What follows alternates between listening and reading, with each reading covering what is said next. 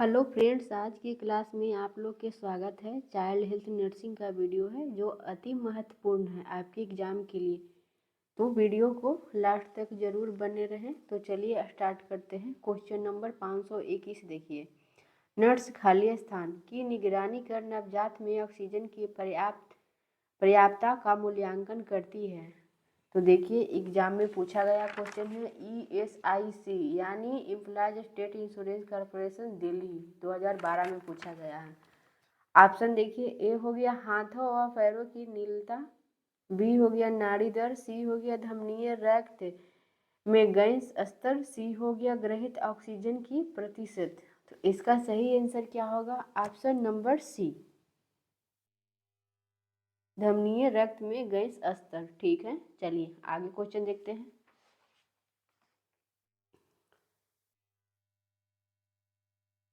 जीवित टीके का उदाहरण है। क्या कर रहा है क्वेश्चन?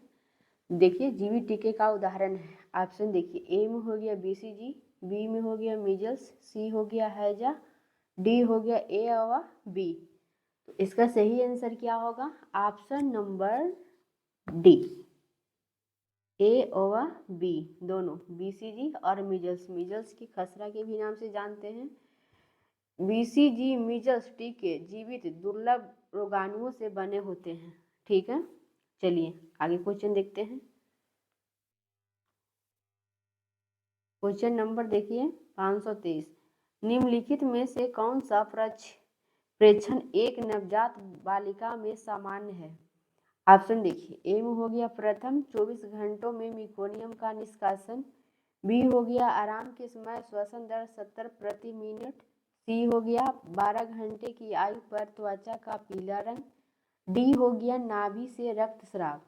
तो इसका सही आंसर क्या होगा? ऑप्शन नंबर ए, प्रथम 24 घंटों में मिकोनियम का निष्कासन। मिकोनियम से क्या समझते हैं? मिकोनियम के मतलब होता है नवजात शिशु का पहला मल होता है ना, उसको मिकोनियम कहते हैं। यह एक गाढ़ा चिपचिपा और गहरे हरे रंग का पदार्थ होता है। ठीक है, चलिए आगे देखते हैं। क्वेश्चन लॉन्ग है। योनि द्वारा प्रसव के 1 मिनट पश्चात एक नवजात का शरीर गुलाबी एवं हाथ पैर नीले हैं, दृढ़ता से हो रहा है। वह हृदय दर 140 प्रति मिनट है। उत्तेजित करने पर तुरंत रोक कर प्रतिक्रिया देता है। धीमी गतिशीलता के साथ न्यूनतम आकुंचन बनाए रखता है। इस नवजात का अपकार स्कोर होगा।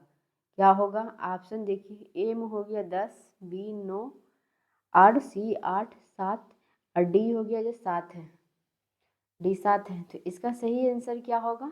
ऑप्शन नंबर डी हो जाएगा इसका। क्वेश्चन देखिए, ऑप्शन नंबर डी हो जाएगा 7। ठीक है, चलिए आगे क्वेश्चन देखिए 526।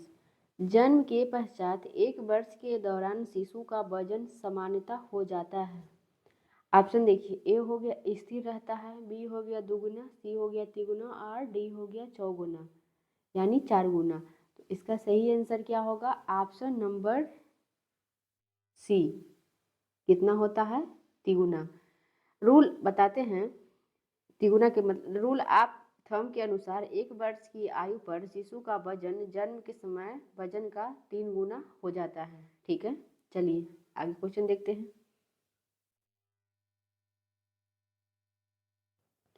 एक टोडलर को पॉपकॉर्न और नट्स नहीं देने चाहिए क्योंकि ये, ऑप्शन देखिए, ए हो गया बच्चे की भूख को बिगाड़ देते हैं, बी हो गया आसानी से अंतः चूषित हो जाते हैं, बी हो गया बहुत कम भोजन मूल्य रखते हैं और डी हो गया दांतों में सड़न पैदा करते हैं। तो इसका सही आंसर क्या होगा? ऑप्शन नंबर बी, आसानी से अंतः चूषित हो जाते हैं।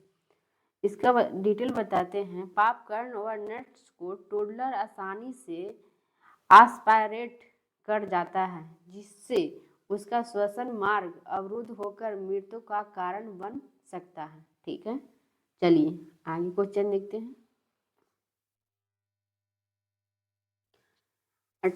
528 देखिए, पोलियो के टीके को कितने तापमान पर संरक्षित रखना चाहिए?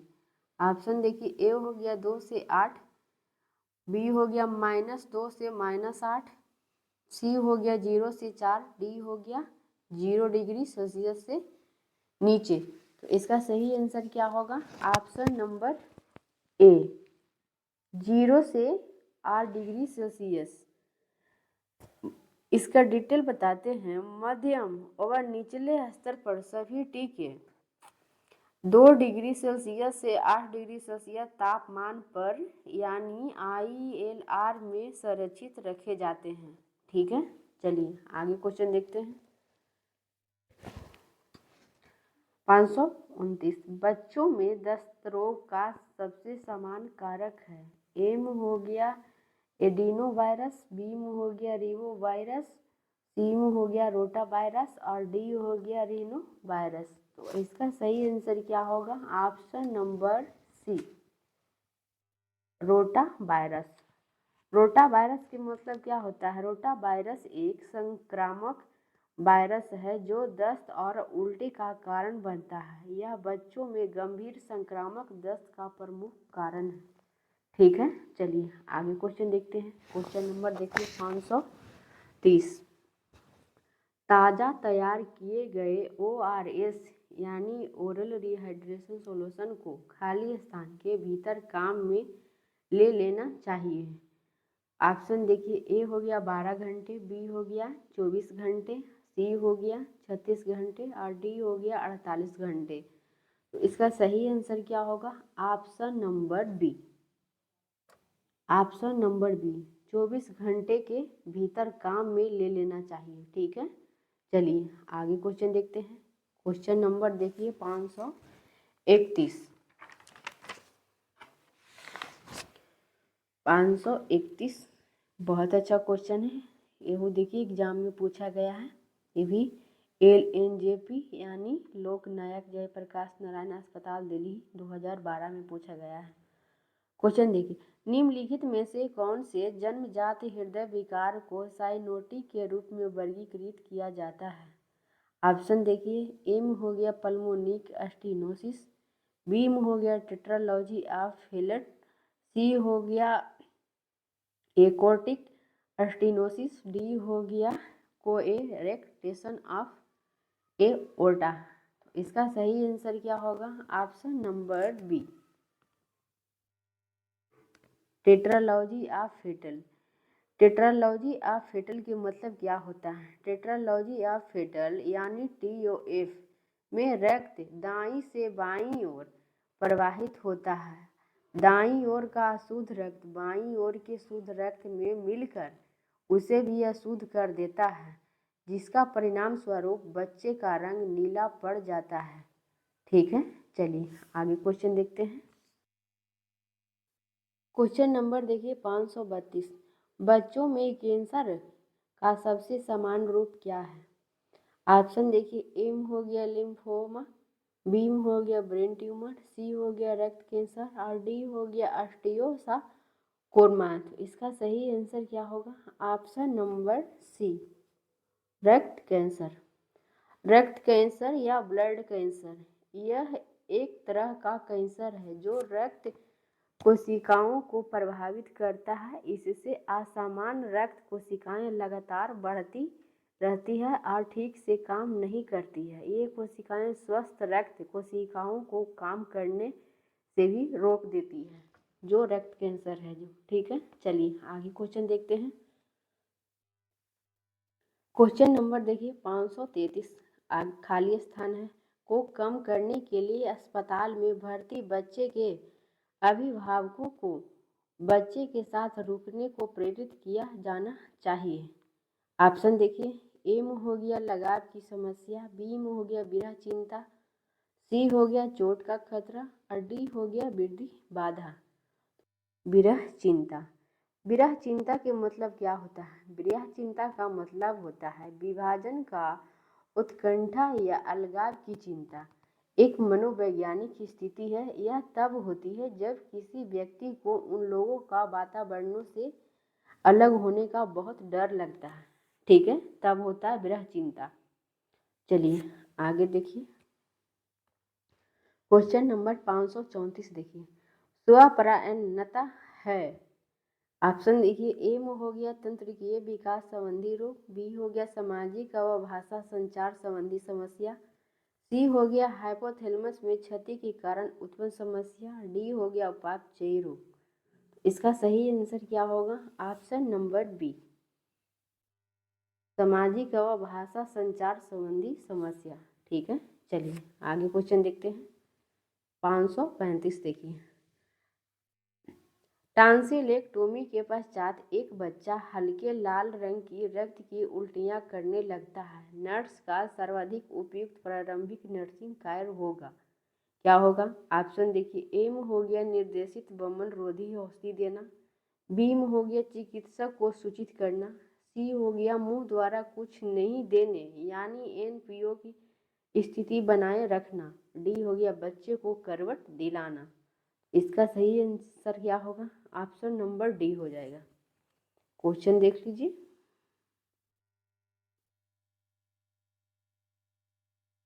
ऑप्शन नंबर डी हो जाएगा, बच्चे को करवट दिलाना।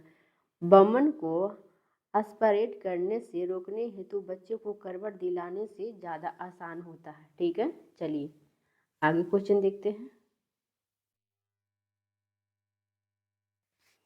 देखिए 536, जलने को किस आधार पर वर्गीकृत किया जाता है?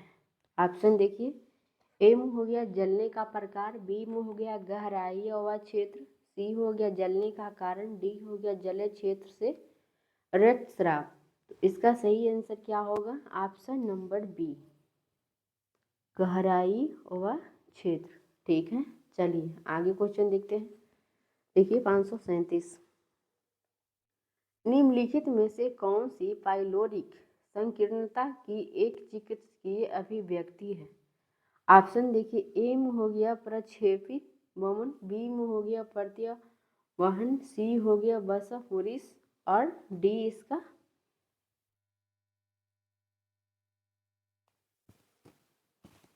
डी हो गया टीनेस्मस। तो इसका सही आंसर क्या होगा? सही आंसर होगा ऑप्शन नंबर ए, प्रक्षेपित वमन यानी प्रोजेक्टाइल वोमिटिंग, प्रोजेक्टाइल उल्टी।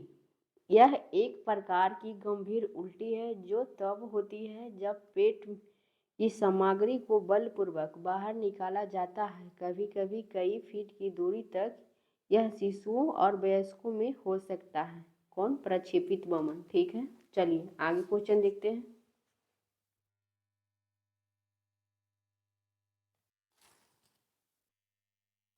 क्वेश्चन देखिए 538, जन्म के पश्चात 24 घंटे के भीतर मेकोनियम के निष्कासन में असफलता किसकी सूचक है? ऑप्शन देखिए, एम हो गया उदरीय भित्ति विकार, बी हो गया सीलियक रोग, सी हो गया हर्ष अस्प्रुंग रोग, डी हो गया आंत्रतंत्र। तो इसका सही आंसर क्या होगा? ऑप्शन नंबर सी हो जाएगा इसका, हिर्शस्प्रुंग रोग। इसका मतलब होता है हिर्शस्प्रुंग डिजीज या कंजेटिनल एंगाइलोनिक मेगाकोलन में बड़ी आंत में अवरोध के कारण शिशु में सामान्यतः प्रथम 24 घंटे में निष्कासित होने वाला प्रथम मल मेकोनियम निष्कासित नहीं होता है। ठीक है, चलिए आगे क्वेश्चन देखिए। 539, किसके अतिरिक्त डायबिटिक माँ के नवजात को सभी का खतरा रहता है? ऑप्शन देखिए, ए में हो गया अल्प ग्लूकोज रक्तता, बी में हो गया अल्प कैल्शियम रक्तता, सी में हो गया अति ग्लूकोज रक्तता, डी हो गया अति बिलिरुबिन रक्तता। इसका सही आंसर क्या होगा? ऑप्शन नंबर डी, अति बिलिरुबिन रक्तता। ठीक है, चलिए क्वेश्चन नंबर देखिए 541,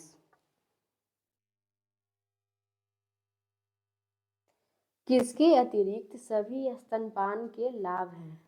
ऑप्शन देखिए, एम हो गया यह पोषक तत्व प्रदान करता है, बी हो गया कोलोस्ट्रम उच्च स्तरीय रोग प्रतिरोधक सुरक्षा प्रदान करता है। सी हो गया जठरांत्रिय संक्रमणों की संभावना को कम करता है। और डी हो गया यह अपरिपक्व नवजात को पर्याप्त आयरन प्रदान करता है। इसका सही आंसर क्या होगा? Option number D. माँ का दूध आयरन का एक निर्धन स्रोत है।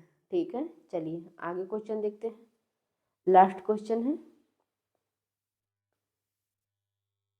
भ्रूणीय परिसंचरण में ऑक्सीकृत रक्त किसके द्वारा नाभि रज्जु शिरा यानी अम्बिलिकल वेन में प्रवेश करता है? ऑप्शन देखिए, ए में हो गया डक्ट्स वेनोसस, बी हो गया डक्ट्स आर्टेरियोसस, सी हो गया इंट्राहिपेटिक शिरा और डी हो गया इंट्राहिपेटिक धमनी। इसका सही आंसर क्या होगा? Option number A ducts venosus. ठीक है।